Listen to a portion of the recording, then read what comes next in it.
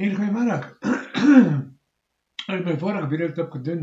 Ek het besluit kom ek terug 'n bietjie. Ek weet 'n bietjie na my woonstelletjie toe gekom hier so in Monaco. Dit sal daarom awesome wees, maar jy kan daai geld maak. Moenie negatief wees vir sekere dinge in jou elemente in jou lewe. Wat jy dink is wat jy kry. Nou wat jy voor vra sal jy ook kry. Maar in elk geval, die volgende topic waartoe ek gaan is ek het net genoem van gesondheid. Nou ek het 17 jaar al multiple sklerose. Nou 17 jaar is dit is 'n leeftyd. Ja, medikasie en jy weet anyway, dit gaan oor wat jy daarvan maak.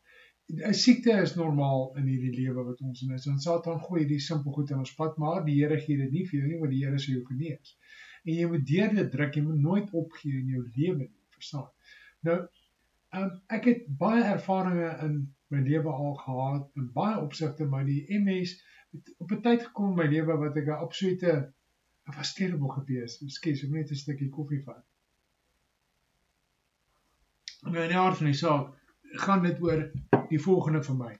Jy moet nooit ophou glo in die Here nie, maar as jy 'n siekte het, moenie opgee nie, daar is medikasie, daar is ons God wat jou kan genees. Maar as jy enigstens raad nodig het en jy het hierdie terrible MS syndroom, ek noem dit 'n syndroom, praat met my nommer 0637424388.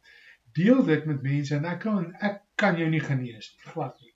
Net God kan dit doen, maar ek kan jou help, ek kan jou motiveer. En dis waaroor dit gaan vir my, is ons almal het iemand nodig net om met te gesels. En onthou, ek ken die siekte, ek het 'n boek wat gaan oor die brein se funksionering en so meer al gelees in my lewe. So op daai, asseblief, ek is hier om te help, dis waaroor dit gaan. Die Here het my vermoë gegee om baie te kan praat, en my ex-vrou het dit gehad met 'n passie, maar daar was baie wat sy gehad het, en baie wat ek ook gehad het. Maar, aan die einde van die dag, ek is hier om te help. Ok, so, wat is nog? Ek dink, die volgende topic gaan ek praat oor bemarking, ten opsigte van die brein funksionering, maar die volgende topic wat ek gaan oor praat is spesifiek dit, want onthou ons almal het emosies, ons almal is mense wat kan dink. So ja, maar onthou maar net, my nommer, kwaai, cheers.